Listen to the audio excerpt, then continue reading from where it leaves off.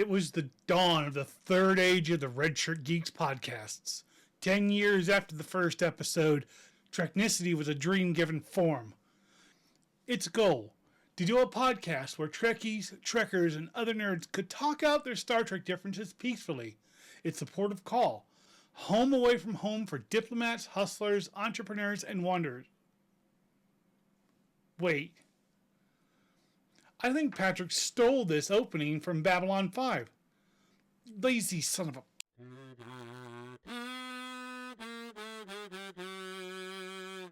Welcome to the 10th season of Treknicity. We've gone through yet another retooling once again. Motherfuck!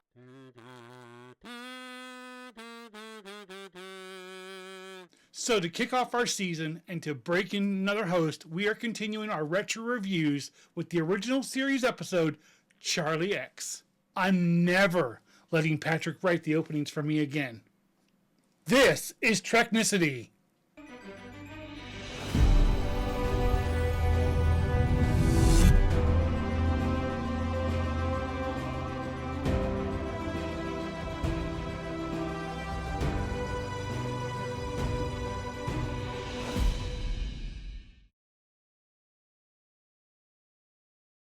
Welcome to Treknicity, a Star Trek podcast, where we join the veritable throng of podcasts, totally not doing the exact same thing as every other one out there.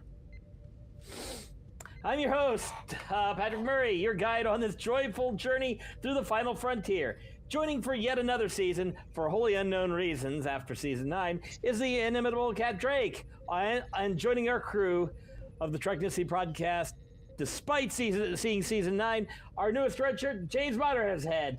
And finally, after hiding behind the board for the entire last season, our glorious and great creator. Seriously? Lars Di Scenza. You told me to do that, Patrick. Yeah. That was terrible. Don't blame me.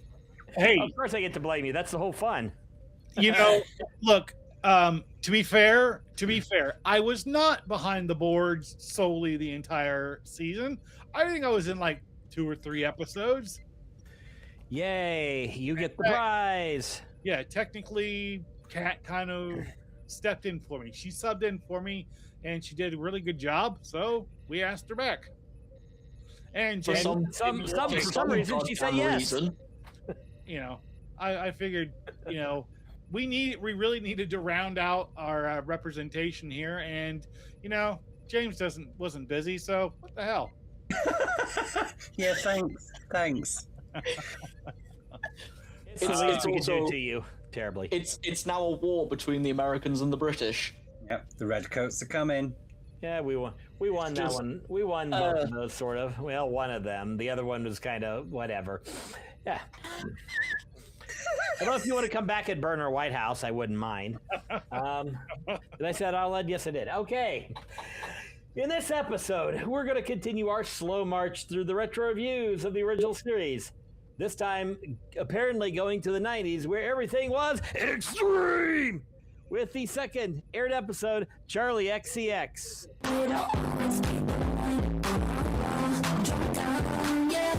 Okay, I mean Charlie X.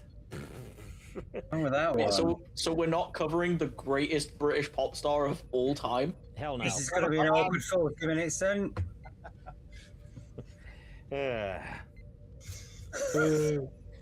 Okay, so let's get into this. And says his shoulder, we're not going to give you a spoiler alert because this show's older than all of us, and I'm the old one, Including our viewers. And we're not going to comment on all the sexism because obviously this is a Roddenberry's original show, and yeah, it's Roddenberry. Yep. So It's Roddenberry. Oi, oi, oing. Oh, get there. Okay, the Enterprise pulls up on the boring and boxy ship Antares to pick up a special package. Some kid named Charlie, who apparently was stranded on a planet all alone since age 3. Could have been age 7. I'm this many. Yeah. There's a bit of weird as the captain of the Antares, dressed in cast-off uniforms for the pilot, stands there until Charlie gives a weird look, and he gets all effusive about how great Charlie is. But for some reason, though, they decide to nope out on getting drunk and stuff like that. So, but in the process, Charlie keeps interrupting, so Kirk verbally smacks him down, and then Charlie goes and jumps at the door for some reason. Then Yeoman Rand shows up, and Charlie apparently discovers girls. Yeah. Rand takes him away to sickbay as the credits roll on the episode Charlie X. Rhymes with sex. You know where we're going on this. You. Gross. Yeah. So the first thing you mentioned, I guess we got this in the prep about the sliding door. Oh, the sliding door. Yeah, a massive plot hole for one. The fact that he's already been on a starship, a freighter, albeit the Antares. How has he not seen a sliding door before now? Well, okay, hang on. I had a thought about that. Maybe the Antares is like Enterprise level tech, where they still have to push the button to open the door. Oh, it's Battlestar Galactica doors, yeah? Oh yeah, hey, maybe the Antares doesn't have the cool crew guys hiding behind the wall to open the door. Maybe the Antares was all just manual doors where you have to like. That's just sad. That's so sad. It takes two guys to operate a sliding door, don't forget. They did get all the cast-offs from the pilots, so good possibility. Okay, so let's continue. So after the credits, we get McCoy giving Charlie the once-over in sickbay. Charlie explains how he survived. McCoy says he's perfectly healthy, though. Charlie acts kind of weird as McCoy explains that Kirk is one of a kind of a guy. Yeah. Charlie asks McCoy if he likes him. If this were the Kurtzman era, yeah. Charlie continues to make it weirder, and McCoy takes him to his quarters. Whose quarters? Whose quarters is he taking to? Please let it be Charlie's assigned quarters. Please, otherwise, this is a Diddy party, and we don't need any of those. Wow! Wait a Wow! minute. Wow! What exactly is what is the Enterprise's complement of baby oil? Probably 7 tons. Well, it is Kirk's ship. We get a scene with Charlie creeping on a guy putting a pole into a hole. Then he's creeping on a couple guys at Jeffrey's tube doing a little ass smacking. And then Rand walks into the scene and Charlie follows.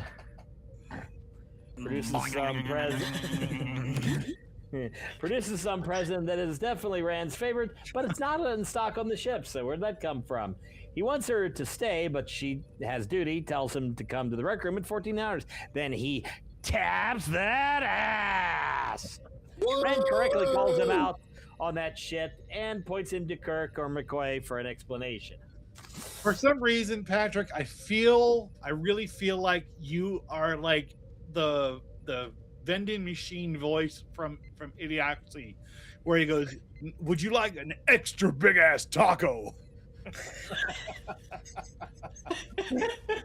Can I also say there's also an extreme taco, since we're obviously in Charlie X, which got its title from the 90s in the future. Yeah. Yeah. Okay. Yeah.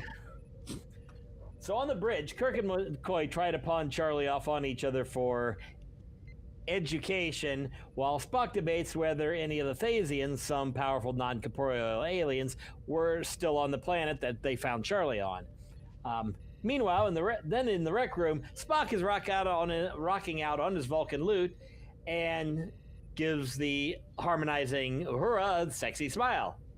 Then Uhura breaks into song as she as often does, and that's when I lose my place. She also gives Spock a sexy smile, which explains how they ended up boning in the Kelvin timeline. She breaks into song. Charlie comes in the middle of this, and Uhura after finishing teasing Spock sexually, turns her flirty tune toward Charlie. We then get the weird zoom in on Charlie, and he treats her like the music assholes behind Star Trek V. Really, they had to cut her out for the fan dance.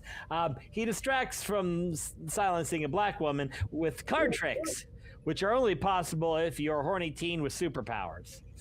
I like the fact that he knew exactly to use those wonderfully tasteful promo shots of Grace Lee Whitney in her miniskirt for those cards. I mean, how could he have known that? I mean, that's power.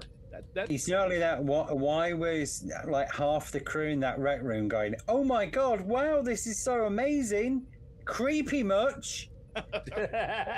That's because we'll get there eventually.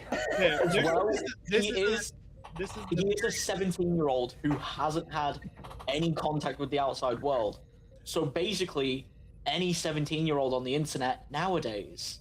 Yeah, pretty much. Yeah, this is the incel episode of Star Trek. It's an incel episode. Absolutely. So we cut to Kirk talking about synthetic meatloaf versus turkey with the Enterprise chef as we confirm that this is the Thanksgiving episode of Star Trek. Yay! It's only important to you and Lars.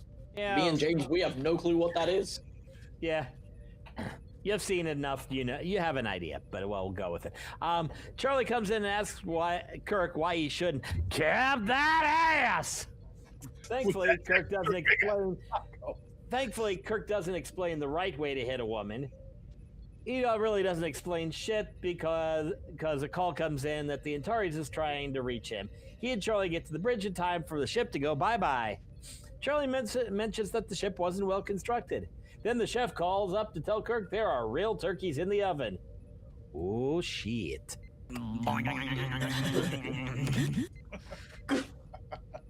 Please. You made this monster. You live with this monster. You know what I love? It's the fact that they are kind of teaching Charlie to tap that ass.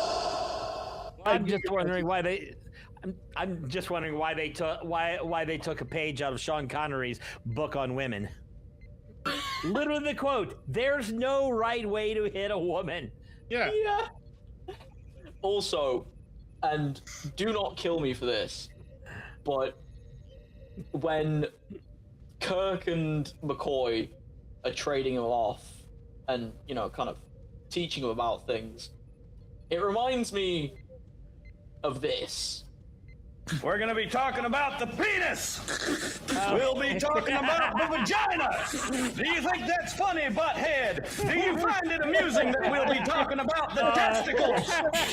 Yes, we're also going to be talking about venereal disease, sexual intercourse, the scrotum, the clitoris, and we will definitely be spending a lot of time talking about masturbation. To be fair, if they taught him about masturbation, this probably wouldn't have been as bad an episode.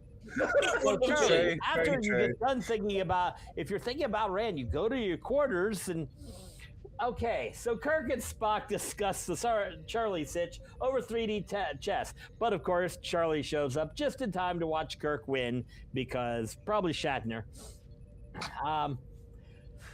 Kirk dumps Charlie onto Spock, who easily trouncers him in chess. Charlie claims he won, though. No, I won because it was rigged. That's the 2020 election. I was going to say it sounds like my 11-year-old child, but no, you're right. You're right. 2020 election, your 11-year-old child, same thing. Yep. Spock nopes out, and we get the weird zoom as Charlie melts all the white pieces. That's racist of him, damn it. No, that would be if he melted the black pieces. I swear, the shit that we find, the shit that we find in these things, it just amazes me. The amount of things that we see that at the time were not meant that way, but they just do not age very well. And sometimes we just make it up as we go along for the fun of it. Oh, yeah. So Charlie storms down the hall only to run into Rand and Yeoman Lawton, who's young and perfect for Charlie. He goes into full incel, of course, because he just wants Rand. And he makes it way, way too creepy. Unsurprisingly, this is Charlie incel. On the bridge, meanwhile, Kirk is kind of downplaying Rand's concerns, but he says he'll talk to her. So Charlie comes to Kirk's quarters, and Kirk shows him the chess piece. Then he has the talk, which is where you probably should have played that clip, but oh well. Charlie alternates between horny teen and toddler. Kirk says to go slow and see what happens. Also, stop trying to tap Rand's ass, because no, you're not getting that. I'm really quite surprised that he didn't kind of like infer they stop trying to tap Rand's ass because that's mine. Yeah. I mean, No, that's Shatner. the, He could have no, said that's that the anyway. executive. Anyway. True. So instead, they go down. So instead of continuing that awkward talk, they go down to the rec room, which seems to be a redressed version of engineering, or maybe that room just gets redressed into engineering, because it's like the third or fourth episode. We haven't seen engineering yet. Apparently, this is an exercise and room where you can fight, and Shatner can go shirtless and in tights. Shatner. I can't talk today or any day ever. Speaking of Shatner, he tries to teach Charlie some fighting stuff, but Charlie stands there like a whiny little bitch. So Kirk has Sam the Red Shirt do a couple throws back and forth. Then Charlie steps up and Kirk teases him a bit before putting him down like the little incel bitch that he is. And the Red Shirt, of course, finds this funny until Charlie nopes him out of existence. oh, wait, hang on, back up that a second. Who's the incel bitch here? Is it Charlie or is it Kirk? Wait, nope, never mind. It's Charlie. Kirk gets laid. Maybe it's Sam. No, he's a red. It's Charlie and Kirk. Ah. Yeah, I mean, Kirk's still at the point where going, yeah, something ain't right about this kid. Something ain't quite right. It's not quite adding up there. But I'm not gonna do anything. Yeah. So yeah. So yeah. At that, Kirk calls up security and says, "Yeah, get down here." They show up. Charlie mind slaps them down, and then when they pull phasers, he nopes their phasers out of existence. This pisses off Kirk, and he basically steps in front, pulls out his dick metaphorically, and treats Charlie like a little toddler. And Charlie gives up and goes away with the security guards. And of course, word comes down from the bridge that he noped all the phasers out. So, yeesh. I don't understand. Okay, so as James said, they literally just watch this guy. Like, I mean, look, you look at his O face over here, and and like, dude is like, he noped a guy out of existence, not like knocked him down with some mental powers, which you might go, oh, that's impressive. Okay, man, we need to calm you down, man. Here, you need to we're just gonna go get some whatever. Take care of that. Just go get a shot or something. Anyways, the guy is gone. We're not talking knocked on the ground, not knocked over, not pushed through a wall. Poof, gone. Like poof, he's gone. Like fart in the wind, gone. It is quite literally just 1 second. They're there. Next minute. I have never seen somebody dodge responsibility something so fast, except when we're talking about Republicans. I mean, the one thing I would say just on the back of that showed one of Kirk's master traits in this episode was delegation. And not wearing a shirt. Absolute master at making it someone else's problem. over and over and over again. He palmed him off on McCoy, he palmed him off on Spock, he palmed him off on anybody. Honestly, he let that red shirt just take one for the team. Yeah. Well, red shirts there, before. Anyway, go ahead. I'd say I'd make a joke about Shades of Grey being part of the D joke, but that would require the entire ship. Instead of we've got one room, we're going to have the entire episode in here, and it's mostly flashbacks because we couldn't make a real episode, and we have to have. Sorry, I talked right over you. I did the thing I said. Go ahead. The only reason Shades of Grey was a fucking flashback episode is because Writer's strike, wasn't it? yeah, there was a writer's strike right at the end of the season. And they ran out, and then they had no budget. And, yep, we're going to do this. Did you guys know that the actual 50 Shades of Grey book wouldn't have existed if not the actual 50 Shades of Grey book, the actual Twilight books wouldn't have existed if it wasn't for 9/11. So another reason to hate Paris. Like, wait a minute. Basically, right, let me tell you. So 9/11 happened. During that time, there was a comic book artist by the name of Gerard Way. To deal with his trauma, he created the band My Chemical Romance. Around the same time that My Chemical Romance was writing songs, Stephanie Meyer had released, it was either Stephanie Meyer or some other person, they had released 50 Shades of Grey. The person who wrote the Twilight books was reading, they had been reading 50 Shades of Grey. They had been listening to My Chemical Romance. Hold on. 50 Shades of Grey started as Twilight fan fiction. Yes. Yeah, I got them flipped around. Twilight was written, someone was reading those, and essentially, yeah, if it wasn't for My Chemical Romance and 9/11, then those books wouldn't have existed.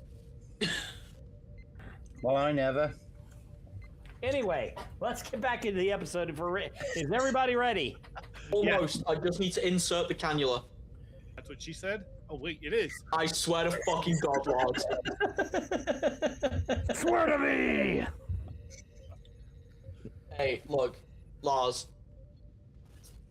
I will use Ensign and Crush to get your TikTok account banned. Do not test me. Go for it.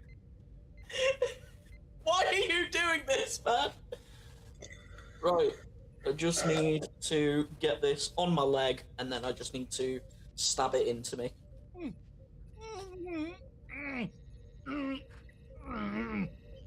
What the fuck? Trying not to talk about me stabbing something into you, probably. No, Red alarm, red alarm, red alarm. Damn it. Okay.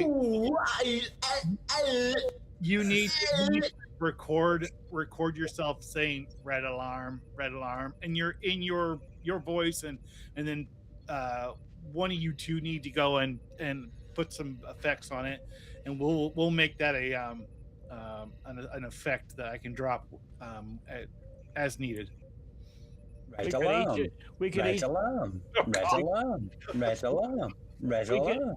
Red alarm. record it That's and then just composite that. And yeah. It's red the alarm. Red alarm. Red alarm. Oh, hey, You Lars. sound like you're from West Country. Red alarm. Red alarm. Red alarm. Red Hey, alarm. lads. Red I'm from alarm. Huddersfield. So, Got you my know. combine harvester. No, Okay. I think we've got a red alarm. Red alarm. Red alarm. Do a Scottish accent with it now. Oh, right. Bill your head, you bastard. Red alarm. Red alarm. Red alarm. Red alarm. So, in the briefing room, Spock does a little bit of an info dump about the Thasians, explaining they can alter matter, etc., etc. Good to know, since this seems to be what Charlie's doing. Meanwhile, McCoy argues that Charlie is perfectly human. Kirk rationalizes that, well, this is just a boy, but they obviously can't take this mess to a colony. The colony. Really? Yeah, really. They point out that Kirk is the only person who still seems to have some authority over Charlie, But of course, Charlie walks in at this moment because that's what he does. Kirk immediately asks him about the Antares, and Charlie basically admits to killing them. So the problem is now the real problem though is that he doesn't really know what he's going to do about the Enterprise and her crew. Well, shit. I don't get it, man. I mean, the thing is, Spock knows. They're like, hey, these are the Thasians. They're non-corporeal beings. They have the ability to do this stuff, and they completely raised this guy. So, wait, huh? like, at this point, man, it wouldn't even be a matter of trying to figure out what they're gonna do with him, save for shoving his ass out an airlock. Put him on trial. You know, like, what the hell? Okay. Yeah. So on the bridge, Kirk tries to contact Colony 5 and have the ship change course to buy him some more time. In response to this, Uhura's panel blows up on her and the helm stops responding. Charlie walks in and asks Kirk for it. Charlie walks in as Kirk is asking Spock for some info. Charlie then makes Spock start spewing out poetry like a babbling fool. Kirk is not amused, but Shatner is. We know it. Just before we get into the next scene, can we just point out the most pointless line Uhura has ever said, which was, I'm not sure why the panel did that. I mean, I checked it 15 minutes ago. It shouldn't do that, really. Really? It shouldn't just blow up in your face, no? You sure you checked it, Uhura? Are you sure? Did you really check it? Did you though? Spock, I would have been like, Spock totally gave her the look of, you don't say. No shit. No shit, Sherlock. Like, really? A highly complex computer system panel should not cross circuit and shoot out on you. Well, at least it didn't explode rocks. That bit of insight there. At least the rocks didn't come out. True. So, Charlie starts galumphing through the halls. He runs into Yeoman Fresh Meat and turns her into an iguana. I mean, I'll be honest. Any hole's a goal. Am I right? Okay, What I don't understand is, seriously, Charlie is like all about, I'm in love with Rand. Okay, no male, young adult, whatever, adolescent turned around and go, yes, I'm so horny that all I care about is love. Wrong. Can we also acknowledge... Yeoman Fresh Meat was there. I mean, can we also just acknowledge the fact that he literally just admitted to blowing up a freighter? He'd already been manhandling Rand, melting chess pieces. I mean, the amount of red flags, and yet no one escorted him off the bridge. Well, that was literally Kirk saying, "Go to your room." But also, right? It's probably normal behavior. If he likes Rand that much, why is he turning her into an iguana?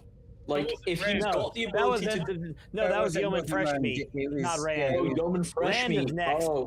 It was Ensign / Yeoman spare part of the episode. Okay, well that makes sense. Yeah, just turn them into an iguana, so that Rand has no backup, so that then he can do his whole.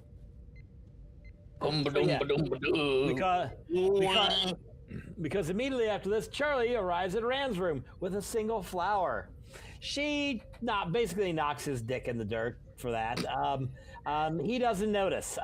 As we cut to commercial, we wonder if he's taking cues from certain grabby politician or a CBS executive.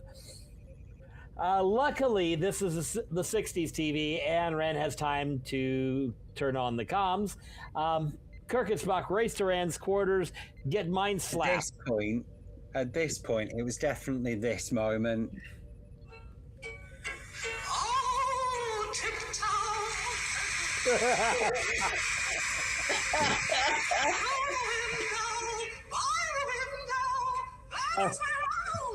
Do you know what I'm thinking?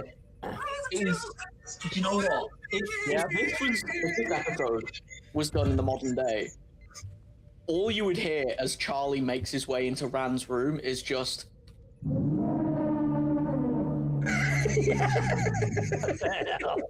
I'm telling you. Hey, well, the thing is, what Charlie did not seem to realize in his tender state of mind is that there is only one thing that is better than roses on your piano, and that's tulips on your organ.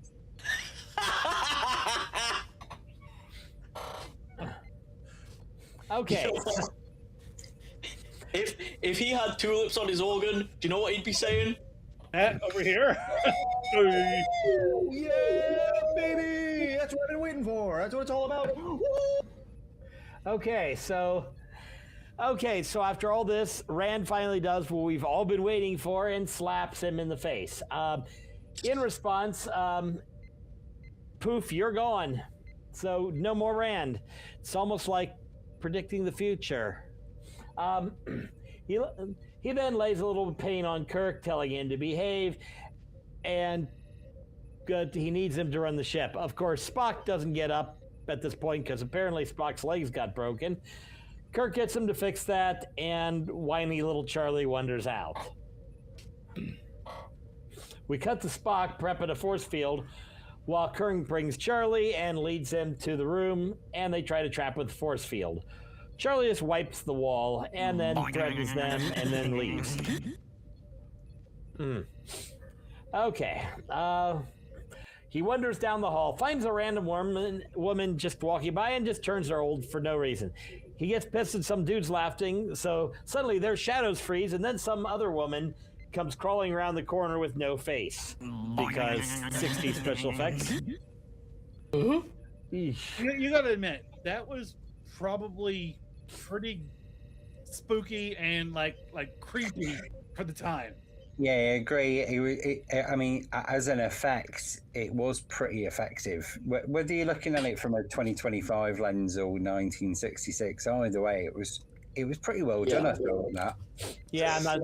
I'm not going to shit on the special effects, but the fact that other shadows, I am going to shit on the fact that we see some shadows and those shadows freeze, and then she comes coming around the corner. She wasn't one of the shadows. That makes no sense. It doesn't make any sense. So I think he was just trying to scare them all. Yeah, who knows? So let's wrap this one up. On the bridge, there's a message coming in, but Uhura can't hear it for some reason. Meanwhile, Charlie, sitting at the helm, locks the course and then goes storming out and down the halls like a child, not even bothering to do weird shit to people anymore. I mean, they're like, right through, sadly. Back on the bridge, Kirk decides it's time to take Charlie on by forcing Charlie to use all his power, because hopefully that will stop him. So, plan in place, Charlie arrives on the bridge and sits in Kirk's chair. No! Motherfucker. Spock and McCoy then start turning everything on as Kirk gets into a metaphorical dick measuring contest with Charlie. After Charlie starts doing some and Kirk and Shannon does his usual overacting, Kirk wins as things start dropping out of Charlie's control. Which is ridiculous, by the way. So the whole plot of Kirk and Spock turning everything on, which Charlie is literally sat there watching them very slowly switching all these switches on over the bridge, going, oh no, stop, wait, come back. Come on, guys, this isn't cool. Come on, man. Stop. No, He turned on the air conditioner, man. Do you know how much that's going to cost us to run? Come on, guys. Come on. Be nice, please. Please. So at that point, Rand pops up onto the bridge in a nightgown because Roddenberry. Comms become unjammed and they discover a Thasian ship. Charlie begs not to go. Then we drag it out for a couple minutes as they try to build up tension. The Thasians apologize, tell Kirk they fixed everything, and everybody's back to where they were, although they couldn't fix the other ship. But they fixed everything, but they dumped Rand in the middle of the bridge. You know, almost read out a full disclaimer saying, please don't sue us. Please don't. Terms and conditions may apply. Wait a That's minute. Hang not on. included.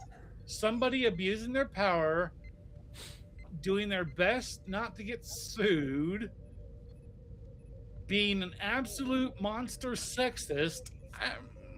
I'm just getting. Let's be honest here. This entire episode can be wrapped up in one sentence, which is Donald J. Trump, the early years. It's Absolutely fake news. Your allegations are false. I'm a great guy. I never did any of this. Okay. I'm absolutely amazing. The parallels are so similar. I had to look up Donald's date of birth versus the air date of this episode just to make sure there wasn't an exact correlation. Yep. Okay. So, calm down. So basically, after Kirk says we can treat him, they say no, he's a dick, and they take him. Rand cries a little bit because this is still the 60s, and the Enterprise flies away. Unfortunately, 2025 is not going to end like this episode. So that's it. And you're telling me we can't put an orange on a spaceship? Send him into the fucking sun? Sorry, I got a little excited there. Okay. All right, Lars, keep it in your pants.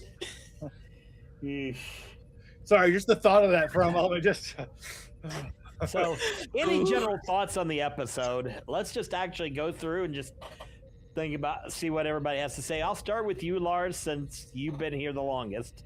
So, wait a minute. This is my show, and I'm probably the one person who has shown up the least. No, seriously. Look, I actually rewatched this episode again this morning. So this was the second time I've watched it, probably in the last few days.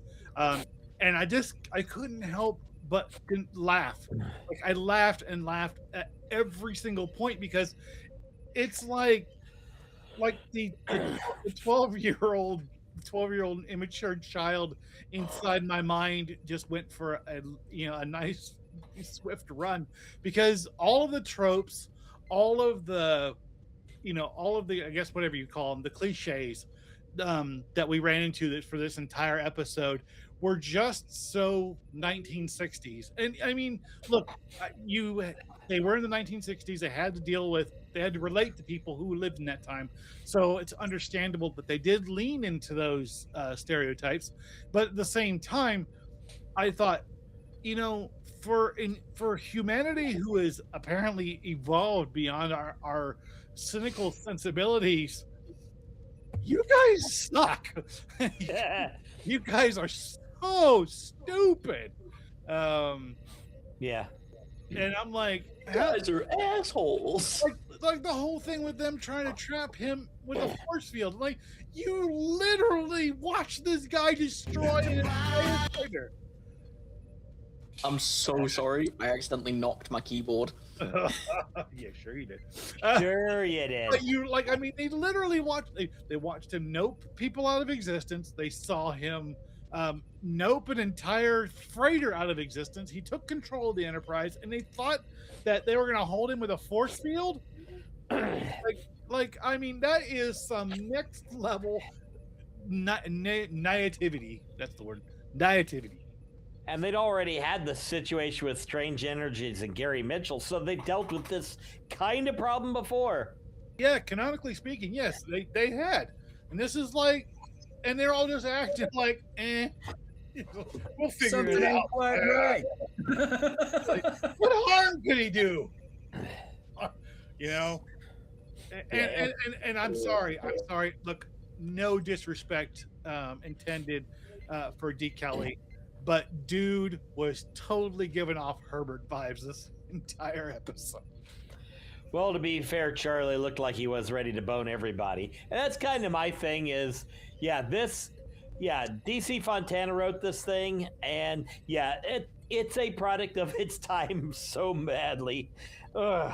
Can you imagine? Yeah, and you're right. This is a DC Fontana script. So, given the fact that they didn't really have the talk with him, they didn't have the birds and the bees talk. They didn't throw him in a cold shower. They didn't give him access to the Playboy channel and let him go, let nature sort of help out. They did nothing of that. And the thing is Charlie, at the beginning of the episode, Charlie was in the transporter room when Kirk told the crew of the Antares that they had all those entertainment tapes available. So Charlie knew. And instead, he decides to melt people's faces, melt chest pieces, melt people out of existence. Okay, this guy blown out an airlock. Yeah, they could have sent Yeoman Fresh Meat to his quarters when he just got there. She just goes to town. Problem solved. Just bone him all the way to space dock. Okay. 5 or But Colony 5. okay, but you've got to realize, right? Number one, nowadays the Playboy channel doesn't exist. So if Star Trek is in the far future, Playboy won't exist. It didn't exist back then. I'm not buying It's a that magazine. shit for a minute, Cat, because Sizzler has been on for a long time, and that shit. No, too. Hell, even Chi-Chi's, the shitty Mexican restaurant here in America that went out of business for having a massive outbreak of was it salmonella? I think people died. And that place is coming back into business. I don't know. And that was on top of them normally making people shit themselves. But also, you've got to remember, Charlie is 17.